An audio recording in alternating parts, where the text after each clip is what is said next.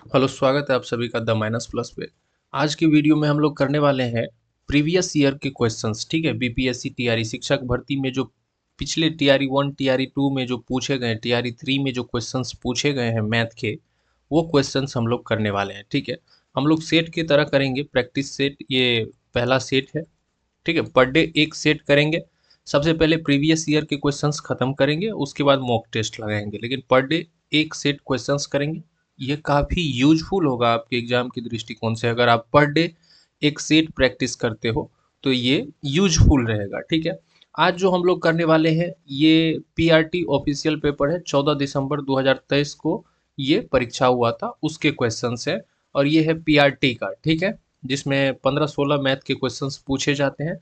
उस दिन 16 क्वेश्चंस पूछे गए थे। तो उस दिन जो क्वेश्चंस पूछे गए थे उसी क्वेश्चंस का हम लोग यहाँ पर प्रैक्टिस करेंगे। ठीक है, पहला क्वेश्चन था कि 1.3/16 और उसके व्युत्क्रम का अंतर है।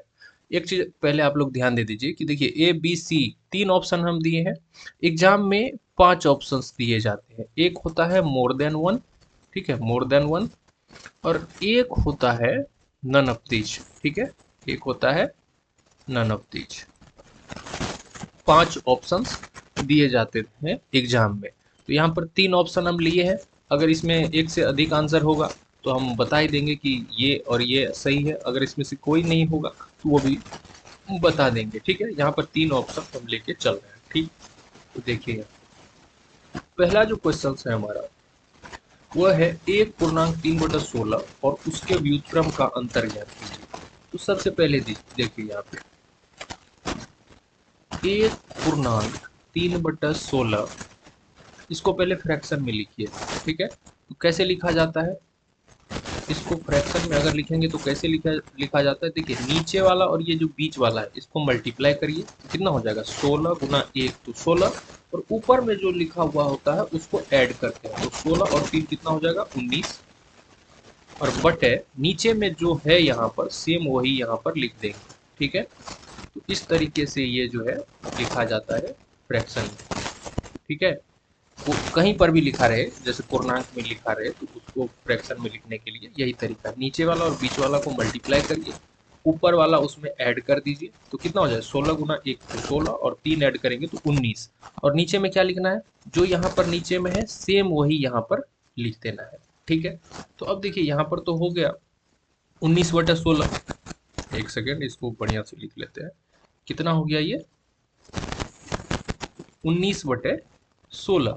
ठीक है, और इसका व्युत्क्रम, व्युत्क्रम मतलब क्या? जैसे देखिए फ्रैक्शन में अगर x/y दिया गया है और इसका अगर व्युत्क्रम पूछ रहा है तो हम लोग क्या करेंगे? x/y है तो उसको पलट देंगे, y/x लिख देंगे। ठीक है, ये इसका व्युत्क्रम हो गया। ये एक दूसरे का क्या हो गया? व्युत्क्रम। ठीक है, तो 19/16 है तो इसका व्युत्क्रम कितना हो जाएगा? 16/19। ठीक है, अंतर पूछ रहा है, अंतर मतलब घटा लीजिए, अंतर मतलब घटाओ। तो अब ये हो गया आपका, क्या हो गया? ये हो गया 19/16 माइनस 16/19। अब ये जो भिन्न का फ्रैक्शन वाला जो है वो घटाओ हो गया। अब इसको घटा लीजिए यहाँ पे। अब क्या करेंगे? 19 और 16 का एलसीएम लेंगे तो 16 मल्टीप्लाई विद 19, 16 × 19। अब 16 से अगर इसको डिवाइड करेंगे तो 19 बारी में जाएगा, और 19 को 19 से मल्टीप्लाई करेंगे तो कितना आ जाएगा? 361, 361। एक बार करके भी देख लीजिए 19 का कितना होता है, कर लेते हैं हम। 19 मल्टीप्लाई विद 19, 361। ठीक है, उसी तरह से जब 19 को इससे 19 से डिवाइड करेंगे 16 × 19 को तो 16 आएगा। 16 को 16 से मल्टीप्लाई करेंगे तो 256 आएगा। 16 का स्क्वायर कितना होता है? 256। अब इसको सिंपली सॉल्व कर लीजिए। 11 में से 6 गया 5, 6 में से 5 गया तो 1, नहीं, यहाँ पर देखिए 11 में से 6 गया तो 5, यहाँ पर 5 बच गया, 5 में से 5 गया 0। ठीक है, 3 में से 2 गया 1, तो 105 बटे, और 16 को 19 से अगर मल्टीप्लाई करेंगे तो कितना आ जाएगा? 16 × 19, 304, 304। ठीक है, तो 105/304, ऑप्शन नंबर सी जो है अपना सही हो जाएगा। समझे? अब देखिए, ये आप समझ गए होंगे। हम कुछ कुछ यहाँ पर कॉन्सेप्ट भी आपको बताते जाएंगे और क्वेश्चंस जो है वो सॉल्व करते जाएंगे। दूसरा जो क्वेश्चंस है वो है दूसरा जो प्रश्न है a बटे b का पावर है x-1, ठीक है, और b बटे a का पावर है x-3। तो x का वैल्यू पूछ रहा है कि x का वैल्यू क्या होगा। अब यहाँ पर ध्यान से देखिए क्वेश्चन को, a बटे b है यहाँ पे और बराबर के दाहिने तरफ b बटे a है। हमें क्या करना है कि अगर ये इक्वल है तो हमें ये भी समान रखना होगा। a बटे b है तो यहाँ भी a बटे b होना चाहिए, या यहाँ पर b बटे a है यहाँ पर, तो इस तरफ भी b बटे a करना होगा। तो हम किसी एक तरफ पलट लेंगे। जैसे a बटे b है, देखिए एक चीज पहले कंसेप्ट समझ लीजिए इसका, कि अगर मान लीजिए 5/2 का पावर 3 है, ठीक है, अगर हम इसको पलटना चाहते हैं, 5/2 को 2/5 करना चाहते हैं, 2/5 करना चाहते हैं, तब क्या हो जाएगा, ये जो पावर है ये अभी 3 है, तो इसका पावर जो है बदल जाएगा, साइन -3 हो जाएगा पावर, ठीक है, पहले +3 था अब -3 हो जाएगा, क्योंकि हमने क्या किया, फ्रैक्शन को पलट दिया, अंश को हर में लिख दिया और हर को अंश में लिख दिया, ये होता है तरीका, ठीक है। तो अब यहाँ पर अगर a बटे b है तो हमें करना क्या है, b बटे a, ठीक है। अब पावर में क्या होगा, माइनस लग जाएगा, तो माइनस लिख दीजिए कितना, x-1, ठीक है, इस तरीके से लिख देंगे। बराबर क्या दिया गया है, b बटे a, पावर में कितना है, x-3। अब आप यहाँ पर देखिए कि यहाँ b बटे a है, यहाँ भी b बटे a है, दोनों जो है वो बराबर दिया गया है। तो अगर ये दोनों बराबर है तो इसका जो पावर है वो भी बराबर होगा। कहने का मतलब -x-1 ये बराबर होगा x-3 के। अब यहाँ पर माइनस जो है बाहर में, इसको सॉल्व करिए तो कैसे हो जाएगा, -x है तो यहाँ पर -x हो जाएगा, यहाँ पर अंदर में -1 है और बाहर में जो माइनस है ये दोनों मल्टीप्लाई होके +1 हो जाएगा, बराबर x-3। अब देखिए इसको सॉल्व करते हैं, ये समीकरण बन गया, अब ये सिंपल हो चुका है, -x और ये जो x है इसको भी इस तरफ लाएंगे तो -x और यहाँ पर बच जाएगा -3 और ये जो +1 है इसको उस तरफ ले जाएंगे दाहिने तरफ, तो ये भी हो जाएगा -1। प्लस का चिन्ह माइनस में बदल जाता है, माइनस का प्लस में बदल जाता है, इक्वेशन का ये नियम है, ये आता होगा, या बेसिक मैथ का सीरीज आप देख सकते हो इन सभी चीज़ों के लिए। अब अगर इसको सॉल्व करेंगे, यहाँ पर देखिए -x और -x, जैसे वहाँ यहाँ पर देखिए सेम लिख लेते हैं, -x इज इक्वल टू -3 और -1, ठीक है। अब ये -x और -x ये जुट जाएगा, लेकिन चिन्ह माइनस का ही रहेगा, तो -2x बराबर -3 और -1 ये भी जुट जाएगा, चिन्ह रहेगा माइनस का, तो -4। अब यहाँ पे देखिए कि दोनों तरफ माइनस है तो इसको हम लोग कैंसिल आउट कर सकते हैं, ठीक है। अब बच क्या गया हमारे पास, 2x बराबर 4 और x बराबर क्या बच गया हमारे पास, 4/2, यानी कि ये सॉल्व करने पे आ जाएगा 2, ये हो जाएगा हमारा आंसर, ऑप्शन नंबर बी हो जाएगा सही, ठीक है। इस तरह से इसको देखिए, समझते जाइए, जहाँ पर डाउट होता है वो आप पूछ सकते हो कमेंट बॉक्स में, ठीक है। और एक चीज़, जो चैनल पर नए हैं चैनल को सब्सक्राइब कर ले, वीडियो को लाइक कर दीजिए, ठीक है। हम डेली एक सेट लाएंगे आपके लिए, डेली एक प्रैक्टिस सेट, ठीक है। तो आप सेट देखोगे तो एग्जाम में आपको इससे बहुत मदद मिलेगी, ठीक है। अब चलिए ये इस क्वेश्चन पे जाते हैं, और इसमें कहा गया है कि एक फल विक्रेता के पास कुछ सेब थे, ठीक है, एक फल विक्रेता है, एक फल बेचने वाला है, उसके पास कुछ कुछ सेब थे, वह 40% सेब बेचता है और उसके पास अभी भी 420 सेब बचे हैं, मूलतः उसके पास कितने सेब हैं। प्रश्न ये कहता है कि एक एक जो है सेब बेचने वाला है, एक फल विक्रेता है, उसके पास उसके पास कुछ सेब थे, पता नहीं कितने सेब थे लेकिन कुछ सेब थे, उन्होंने क्या किया कि 40% सेब जो है उसको बेच दिया, तो अब उसके पास जो बचा है वो संख्या में कितना है, तो 420 सेब है। तो पहले उसके पास कितना सेब था, तो देखिए बेच दिया, कितना सेब को वो बेच दिया, 40%, कितना बेच दिया, 40%, तो उसके पास बचा कितना होगा, अगर 40% बेच दिया तो टोटल जो प्रतिशत होता है वो होता है 100, ठीक है।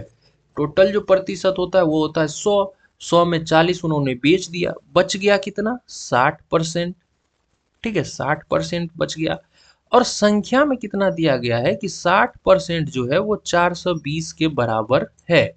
ठीक है, तो पहले उसके पास कितना सेब था टोटल, तो टोटल जो होता है वो 100% होता है। तो 60% का जो वैल्यू है वो 420 हो गया। तो 1% का वैल्यू कितना हो जाएगा, 420/60।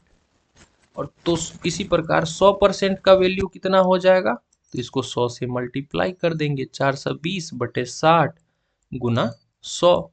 अब इसको आप सॉल्व कर लीजिए। सॉल्व कैसे करेंगे, तो जैसे देखिए इसको 20 से डिवाइड करते हैं तो 20 से 3 बारी में कट जाएगा और ये 20 से 5 बारी में कट जाएगा। अब 3 से इसको डिवाइड करिए, 3 एकम 3 और 3 से ये कितने, 3 एकम 3, 3 चौके 12, जीरो का जीरो। तो अब ये कितना हो जाएगा, 140 गुना 5 यानी कि 700। तो पहले उसके पास कितना सेब था, तो 700। ये हो गया आंसर। इस तरह से बनाएंगे। ठीक है, ये 3 नंबर का था। चौथा नंबर का क्वेश्चन देख लीजिए। 4 नंबर में है कि एक भिन्न जिसका 1/27 से वही अनुपात है जो 3/11 का 5/9 से है वह बराबर है। ठीक है, ये क्वेश्चन पूछा गया था। कह क्या रहा है कि एक भिन्न जिसका 1/27 से वही अनुपात है जो 3/11 का 5/9 से है। जैसे देखिए 3/11 का 5/9 से वही संबंध है जो, अब x मान लीजिए, उस फ्रैक्शन को जो मांग रहा है उसको x मान लेते हैं। x के साथ 1/27 का वही संबंध होना चाहिए। ठीक है, ये समानुपात का क्वेश्चन है। जैसे x अनुपात y समानुपात z अनुपात कुछ भी मान लीजिए, p मान लीजिए। ठीक है, तो इसको कैसे सॉल्व करते हैं, x/y is equal to z/p। ठीक है, इस तरीके से सॉल्व करते हैं। तो यहाँ पर भी अगर देखें तो कितना था, 3/11, तो यानी कि 3/11 अनुपात 5/9 समानुपात x मान लेते हैं जो पूछ रहा है, उसका भी वही संबंध होना चाहिए, किससे, तो 1/27 से। तो ये हो गया फॉर्मेट। तो 3/11 अनुपात 5/9 यानी कि 3/11 और इसको बटे में देंगे 5/9।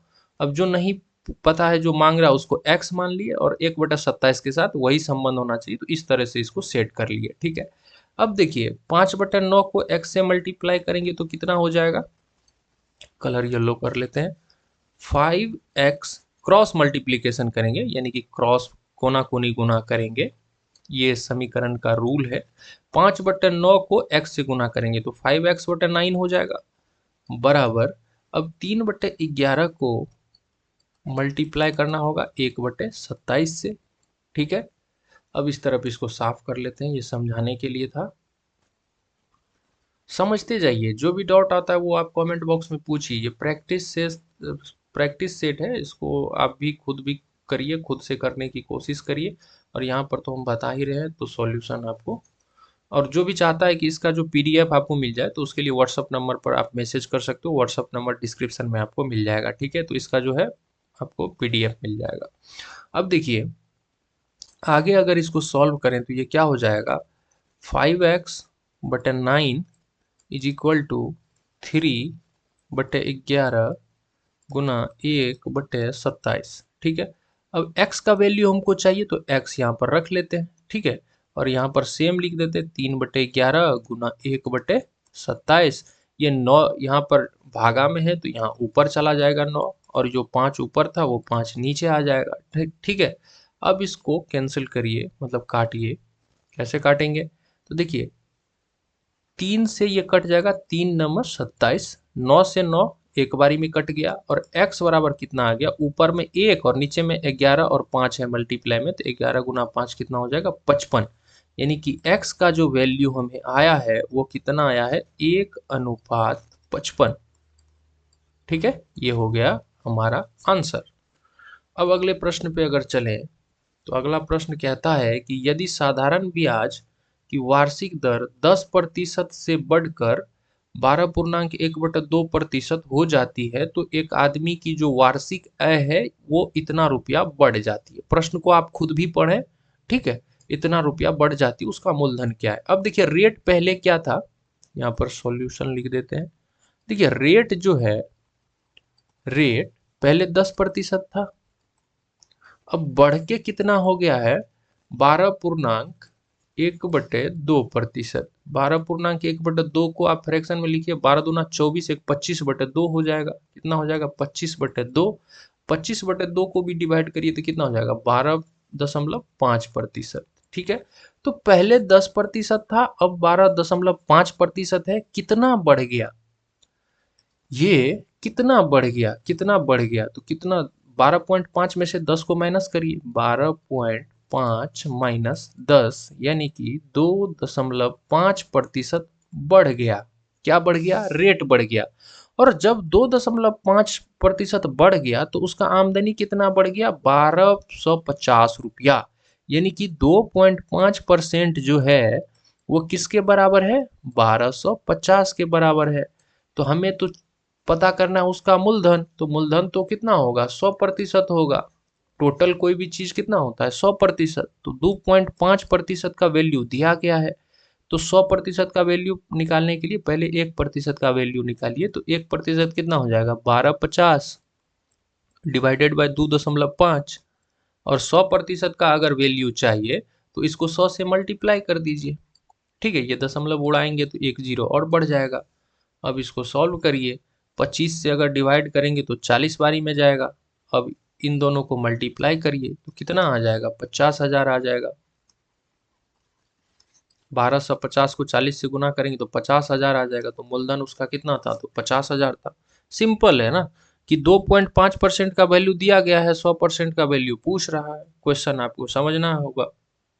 क्वेश्चन समझोगे कैसे, तो प्रैक्टिस करने से क्वेश्चंस की समझ बढ़ेगी। अगर डेली एक सेट करोगे तो आप लोगों को समझ में आएगा कि किस तरह से क्वेश्चंस किया जाता है। एक वृत्त की परिधि एक वर्ग के परिमाप के बराबर है। यानी कह क्या रहा है वो देखिए, कह रहा है कि एक वृत्त की परिधि, वृत्त की परिधि क्या होता है फॉर्मूला 2πr, और वो किसके बराबर है वर्ग के परिमाप के। तो वर्ग का परिमाप क्या होता है 4a। ठीक है, ये बराबर है। तो उनके क्षेत्रफल का अनुपात क्या होगा। ठीक है, उनके क्षेत्रफल का अनुपात पूछ रहा है। तो कैसे निकालेंगे, तो सबसे पहले तो देखिए हम वर्ग की भुजा निकाल लेते हैं। ये जो a है ये वर्ग की भुजा है। तो a बराबर अगर हम लोग निकालना चाहें तो कितना हो जाएगा 2πr, और ये जो 4 मल्टीप्लाई में है इस तरफ आएगा तो डिवाइड में हो जाएगा। ठीक है, अब इस 2 से इस 4 को डिवाइड करते हैं तो 2, यानी कि a का जो वैल्यू है वो कितना आ गया πr/2। ठीक है, इसको रखिए। अब अगर हमें चाहिए, हमें क्या चाहिए, हमें चाहिए एरिया किसका, दोनों का, सर्किल का और स्क्वायर का। तो स्क्वायर का पहले हम लोग यहाँ पर निकाल लेते हैं। तो वर्ग का जो क्षेत्रफल है वो कैसे निकलता है भुजा स्क्वायर, यानी कि a गुना ए। भुजा की लंबाई यहाँ पर कितना दिया गया है πr/2। तो एरिया कितना हो जाएगा, एरिया हो जाएगा πr/2 गुना πr/2। ठीक है, यानी कि πr इस दोनों का स्क्वायर बटे 4। ये क्या हो गया, ये स्क्वायर का एरिया हो गया। और सर्किल का एरिया अगर बोले, सर्किल का भी एरिया चाहिए, सर्किल का एरिया वो क्या होता है, वो होता है πr²। अब दोनों का रेशियो पूछ रहा है, इसका और इसका अनुपात पूछ रहा है कि क्या होगा। तो देखिए अनुपात कैसे निकालेंगे, तो πr² ये हो गया वृत्त का क्षेत्रफल बटे वर्ग का जो क्षेत्रफल है वो कितना हो गया πr गुना πr/4। ठीक है, ये हो गया। तो यहां पर देखिए πr² है, ठीक है, r² है, तो r² अगर एक सेकेंड, हाँ अब देखिए इसको कैसे सिंपल करके लिख लेते हैं यहाँ पे, तब जाके ज्यादा समझ में आएगा। πr² डिवाइडेड बाय ये जो 4 है ये ऊपर चला जाएगा, नीचे में क्या बच जाएगा πr गुना πr। ठीक है, अब देखिए कैंसिल करना शुरू करते हैं। ये जो आर स्क्वायर है ये कट जाएगा, इस आर से एक ये आर, दो आर है नीचे में, दो आर ऊपर में कट गया, एक पाई ऊपर में एक पाई नीचे में कट गया, नीचे में एक पाई बच गया है। ठीक है, नीचे में एक पाई बच गया है, तो ये कितना हो गया 4/पाई। ये भी आंसर आप लिख सकते हो, या इसको और अगर सॉल्व करें तो 4/पाई का वैल्यू कितना होता है 22/7। तो अब इसको लिखेंगे इस प्रकार से कि 7 जो है नीचे में तो ऊपर चला जाएगा, तो 4 गुना 7/22 यानी कि 28/22। अब इसको अगर कैंसिल करें तो 14 और ये हो जाएगा 11, यानी कि 14/11 हो जाएगा हमारा आंसर। क्या हो जाएगा आंसर? 14/11, option number C. ठीक है, ये हो गया हमारा आंसर। देखिए समझ में अगर नहीं आता है तो प्रैक्टिस सेट में देखिए हम पूरा डिटेल में नहीं बता सकते अब यहाँ पर कि पाई आर स्क्वायर कहाँ से आया, कि 2πr कहाँ से आया, किस तरह से हुआ। प्रैक्टिस सेट है तो आपको पहले से चीज़ें पता होना चाहिए। यहाँ पर प्रैक्टिस करने के लिए आते हैं, ये प्रीवियस ईयर है तो इसका प्रैक्टिस कर रहे हैं। तो प्रैक्टिस सेट तो डेली एक प्रैक्टिस सेट करना ही चाहिए। ठीक है, और जो पढ़ रहे हैं मैथ कहीं से भी जहाँ से भी पढ़ते रहिए, खुद से भी पढ़ते रहिए, प्रैक्टिस सेट लेकिन लगाते रहिए। तो डेली हम लोग अब एक प्रैक्टिस सेट करेंगे। एक घन का जो विकर्ण है वो दिया गया है 4√3। आयतन पूछ रहा है। अब देखिए घन कैसा होता है देखते हैं। इसमें अगर घन हो तो हम यहाँ पर फोटो सेट कर देंगे। ठीक है, 3D, एक सेकेंड। देखिए घन हम खुद से बना देते हैं। देखिए ये जो है ये घन बना रहे हैं हम, क्यूब बना रहे हैं। ठीक है, लगभग लगभग ये क्या हो गया, क्यूब हो गया। अब विकर्ण की जो लंबाई है वो यहाँ पर दिया गया है। किसकी लंबाई है हमें पता, विकर्ण की। तो विकर्ण यानी कि अगर इस बिंदु से इस बिंदु को मिलाने वाली रेखा है उसकी लंबाई जो है वो है 4√3। कितना है 4√3 सेंटीमीटर। ठीक है, 4√3 सेंटीमीटर यहाँ पर लाइन बना देते हैं। ये जो लाइन है इसकी लंबाई कितना है 4√3 सेंटीमीटर। अब हम मान लेते हैं कुछ देर के लिए कि ये जो घन की भुजा है वो ए है। तो घन है तो सभी भुजा बराबर, यानी कि सभी भुजा की लंबाई कितना ए। ठीक है, अब ये देखिए नीचे में जो है वो स्क्वायर होता है, मतलब इसका जो प्रत्येक फलक है, प्रत्येक जो फलक है वो स्क्वायर होता है। तो ये अगर ए है और ये भी ए है तो इसका जो विकर्ण होगा, इस स्क्वायर का जो विकर्ण होगा, जो वर्ग का जो विकर्ण होता है उसकी लंबाई कितना हो जाता है √2a। तो ये हो गया √2a, और इस वाले भुजा की लंबाई हमको पता है। ठीक है, नाम रख देते हैं PQR। एक सेकेंड एक सेकेंड एक सेकेंड, नाम हम फिर से रखेंगे, कलर चेंज कर। देखिए अगर यहाँ पर हम इसका नाम रख दें P इस पॉइंट का, और इस पॉइंट का नाम रख दे Q, इस पॉइंट का नाम रख दे R, इस पॉइंट का नाम रख दे S, तो देखिए आर क्यू की बात कर रहे हैं। आर क्यू की लंबाई कितना हो जाएगा √2a। ठीक है, पी क्यू की लंबाई a, और पी आर, आप पॉइंट पर ध्यान दीजिएगा, पी आर की लंबाई जो है वो क्वेश्चन में दिया गया है 4√3। तो अब यहाँ पर अगर हम बात करें, अगर यहाँ पर हम फोटो बना दें, किस चीज की फोटो बना दें, एक सेकेंड आप लोग ध्यान दीजिएगा। हम जो फोटो बनाए वो किसका फोटो बनाए हैं, आप PQR इसका फोटो बनाए हैं, जिसमें जिसमें ध्यान दीजिएगा ये इस क्वेश्चन पे, जिसमें देखिए आर क्यू की जो लंबाई है वो है √2a, पी क्यू की जो लंबाई है वो है a, और ये जो लंबाई है इसका लंबाई दिया गया है 4√3। तो a का वैल्यू हम लोग यहाँ से निकाल सकते हैं पाइथागोरस से। पाइथागोरस से अगर हम a का वैल्यू आप लोग निकालोगे तो वो क्या हो जाएगा, देखिए ये हो जाएगा a का स्क्वायर प्लस √2a का स्क्वायर बराबर हो जाएगा 4√3 के। यहाँ से अगर a का वैल्यू हम लोग कैलकुलेट करेंगे तो वो आएगा 4 के बराबर। a की लंबाई, a का जो मान है वो 4 आ गया। हमें पूछ रहा है आयतन, क्या पूछ रहा है आयतन। तो आयतन हो जाता है भुजा गुना भुजा गुना भुजा, यानी कि भुजा का क्यूब। भुजा का क्यूब, भुजा की लंबाई कितना हम लोगों ने निकाला 4, तो यानी कि 4 गुना 4 गुना 4, तो कितना हो जाएगा 64 सेंटीमीटर था तो घन सेंटीमीटर हो जाएगा इसका आयतन। ठीक है, ये आंसर हो जाएगा 64। नेक्स्ट क्वेश्चन पे अगर चलें तो निम्नलिखित में से कौन सा इतना का गुणनखंड में से है। तो जैसे देखिए यहाँ पर इसको कैसे, इस तरह के क्वेश्चंस आपको इस बार भी पूछे जाएंगे, प्रत्येक बार पूछे जाएंगे, ये पूछे जाते हैं, एसएससी में भी पूछे जाते हैं, रेलवे में भी पूछे जाते हैं, सभी एग्जाम में पूछे जाते हैं। ठीक है, x³ + 1 माइनस एक्स और माइनस माइनस +1 ये दिया गया है। अब ये दिया गया है क्वेश्चन। अब option A, option B, option C, ठीक है, या डी में मतलब मोर देन 1, ई में क्या हो जाएगा नन ऑफ दिस। ठीक है, इतने ऑप्शन दिए गए हैं। ठीक है, तो अब पूछ रहा है कि कौन सा है इसका गुणनखंड है। तो पहला ऑप्शन हम लोग चेक करेंगे, इसमें ऑप्शन चेक करना होता है। x² + 1 है पहला। अब अगर इसमें हम x की वैल्यू निकालें, इसको 0 देके, तो कितना हो जाएगा, x बराबर हो जाएगा -1 और x² बराबर हो जाएगा -1, तो x बराबर क्या हो जाएगा √-1। तो रूट के अंदर में जब भी नेगेटिव संख्या आए तो इमेजिनरी नंबर हो जाता है, इसका कोई मतलब नहीं बनता है, तो ये तो छोड़ देंगे, ये नहीं होगा। ठीक है, इमेजिनरी रूट के अंदर में नेगेटिव नंबर आए तो वहीं से आपको घूम जाना है। ठीक है, बी में क्या है, x² - 1 बराबर अगर 0 ले लें तो x² बराबर 1, x बराबर क्या हो जाएगा √1, यानी कि x का जो वैल्यू है वो आ गया 1।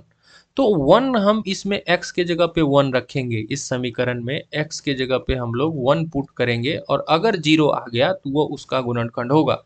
x के जगह पे 1 रखेंगे तो 1 का क्यूब कितना आ जाएगा 1 + 1 माइनस x के जगह पे 1 रखना है +1, तो कितना आ जाएगा 1 और 1 2 और 3 में से गया तो यहाँ पे आ गया, घटाने के बाद 2, 0 नहीं आया, यानी कि ऑप्शन बी भी नहीं होगा। ऑप्शन ए तो चेक किए नहीं होगा, ऑप्शन सी चेक करते हैं। x - 1 बराबर 0, x बराबर कितना तो 1, तो x के जगह पर 1 रख करके तो हम लोगों ने इसमें देख ही लिया कि 0 नहीं आता है, तो ऑप्शन सी भी नहीं होगा।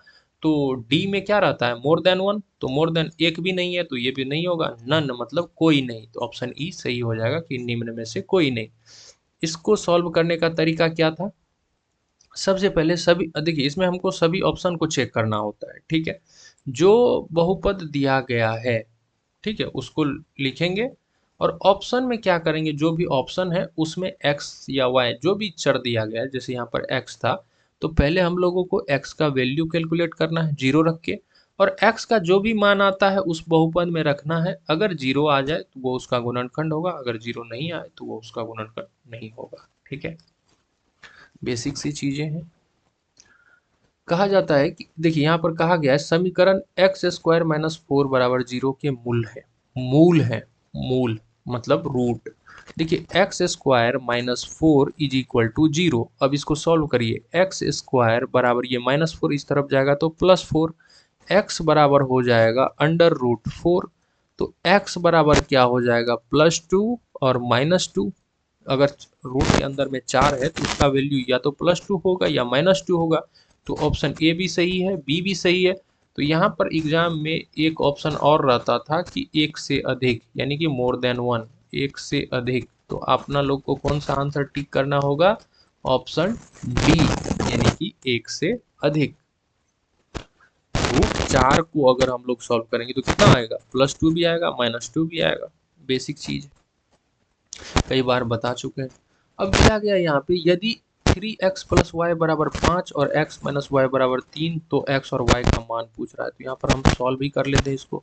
देखिए 3x + y बराबर 5 और x - y बराबर 3, इसमें ऑप्शन मैंने नहीं लिखा है, ऐसे ही।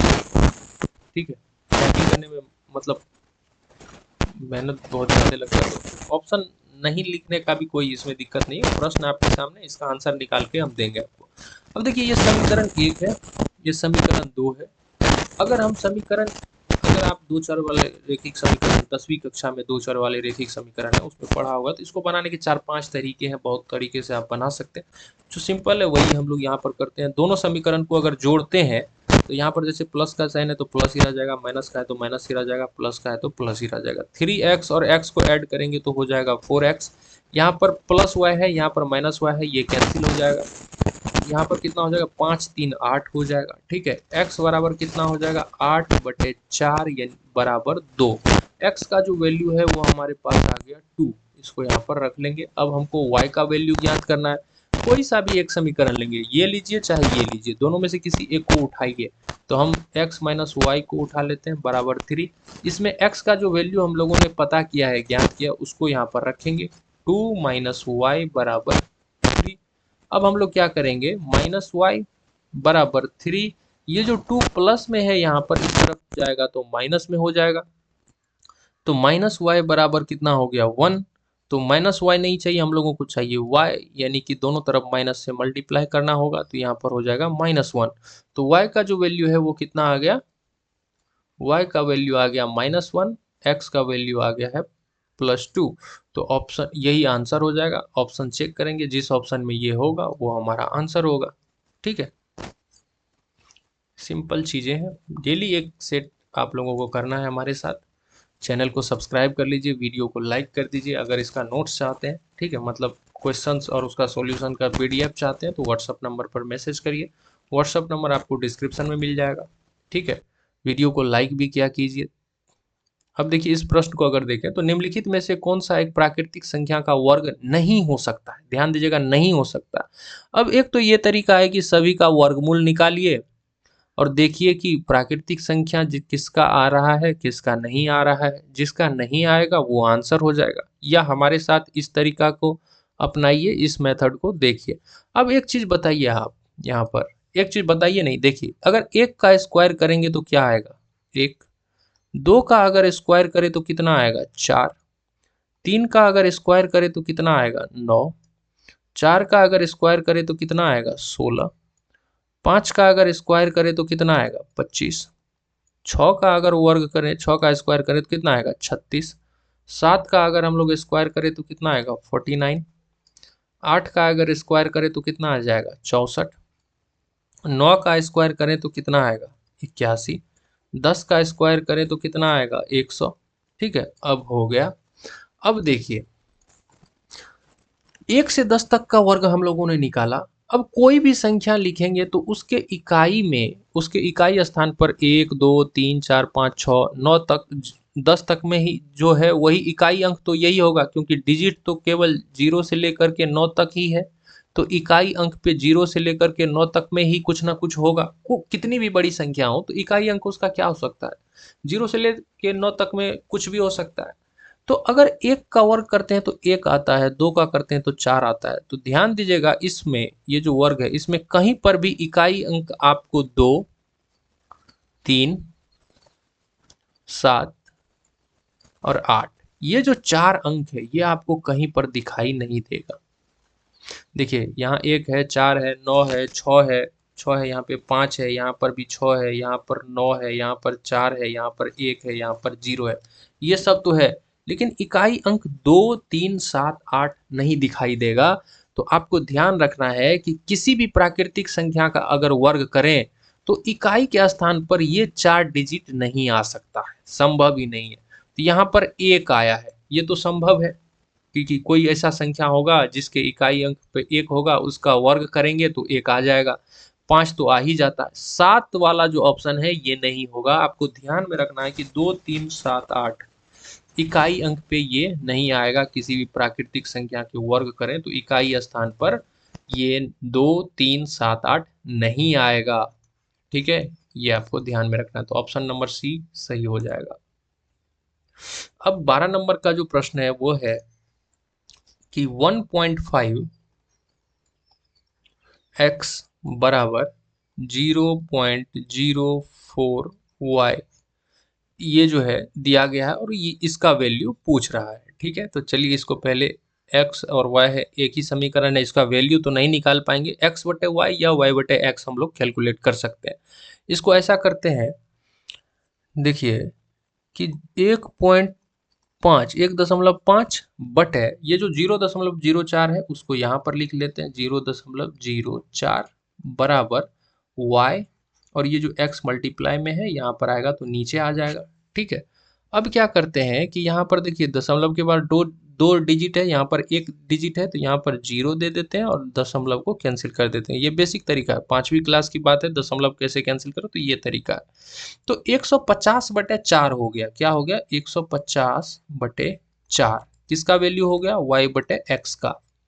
अब इसको अगर हम लोग सॉल्व करें तो देखिए 2 दूनी 4 और 2 से अगर 150 को करेंगे तो 75 दूनी 150, यानी कि मतलब y/x का जो वैल्यू है वो कितना आ गया 75/2। ये आपको रखना है ध्यान, यहाँ पर लिख लेते हैं, ठीक है। y/x का वैल्यू हम लोगों ने कैलकुलेट कर लिया। अब हम लोग क्या करेंगे, इसको देखिए y माइनस एक्स बटे वाई प्लस एक्स, ये फ्रैक्शन है। फ्रैक्शन के अंश और हर दोनों में, मतलब ये जो लाइन आप देख रहे हैं बीच में, इसके ऊपर वाले को अंश कहते हैं, नीचे वाले को हर कहते हैं। तो अंश और हर दोनों में अगर हम लोग समान संख्या से गुणा करें या समान संख्या से डिवाइड करें, कोई फर्क नहीं आता है। तो हम लोग क्या करेंगे, यहाँ पर y/x का वैल्यू हम लोगों ने कैलकुलेट किया है, y/x का वैल्यू कैलकुलेट किया है, तो y/x चाहिए हम लोगों को। तो ऊपर और नीचे हम लोग x से डिवाइड करेंगे, तो ऊपर भी x से भागा देंगे और नीचे भी x से भागा देंगे। तो ऊपर में देंगे तो क्या हो जाएगा y/x माइनस x/x, नीचे में क्या हो जाएगा y/x प्लस x/x। तो x/x तो क्या हो जाएगा x/x, देखिए x/x तो एक बारी में कट गया, ये भी एक बारी में कट गया, तो ये कितना हो गया y/x माइनस 1 बटे y/x प्लस 1, ये हो गया। अब y/x का वैल्यू हम लोगों के पास है जो कि है 75/2, तो इसका मतलब ये हो गया कि 75/2 माइनस 1 और नीचे में 75/2 प्लस 1। अब इसको सॉल्व करेंगे तो आंसर आ जाएगा, कितना आ जाएगा 2, 75 माइनस 2, ये भिन्न का जोड़ घटाओ जैसे वाली बात है, सिंपल बात है, इसमें कुछ है नहीं। 75 प्लस 2, ये 2 कैंसिल हो जाएगा, बच जाएगा 75 में से 2 गया तो 73, और 75 में 2 ऐड करेंगे तो 77, 77, ये हो जाएगा हमारा आंसर 73/77। ठीक है, सिंपल चीज़ें हैं, ज़्यादा कुछ है नहीं इसमें। और ये जो क्वेश्चन है ये भी सिंपल है, इसको सॉल्व करना है और क्या करना है, जैसे देखिए 0.204 गुना 42/0.7, नहीं 0.07 गुना 3.4, ये है रूट के अंदर, ठीक है, रूट के अंदर।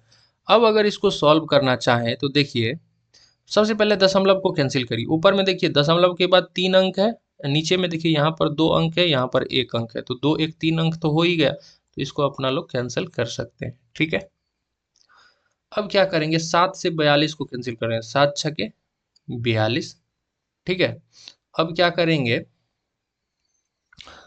अब 2 तिया 6 और 2 से 17 बारी में ये कैंसिल हो गया। ठीक है, अब 17 से 204 को डिवाइड करेंगे तो 12 बारी में कट जाएगा, तो बच कितना गया, मतलब गुना भागा है, ये सिंपल कैंसिल करने वाला, इसमें कुछ है नहीं। 12 तिया 36, रूट के अंदर में बच गया 36, और 36 का वर्गमूल हो जाएगा 6 के बराबर। तो ऑप्शन नंबर सी सही हो जाएगा कि 6। इसको कुछ नहीं करना है, गुना करके बस काट कुट दीजिए, आंसर आ गया, इसमें क्या समझाना, सेट में था तो मैंने ले लिया। अब देखिए कह रहा है यदि y का x% 100 है और z का y% 200 है तो x और y के बीच संबंध ज्ञात करें। ठीक है, संबंध ज्ञात करें।